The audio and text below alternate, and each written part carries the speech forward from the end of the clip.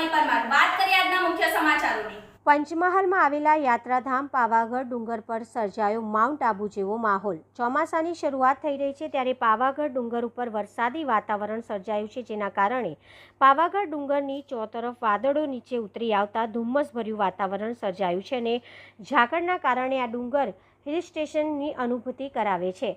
પાવાગઢ ડુંગર જાણે વાદળો સાથે વાતો કરતો હોય તેવા દ્રશ્યો સર્જાયા છે।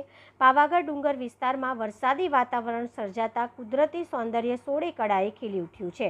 ડુંગર વિસ્તાર વાદળોની સફેદ ચાદરથી ઢંકાઈ ગયું છે। આહલાદક વાતાવરણમાં દર્શનાર્થીઓએ માતાજીના દર્શન કર્યા હતા અને પર્યટકોએ સેલ્ફી લઈ નયનરમ્ય વાતાવરણનો આનંદ માણ્યો હતો।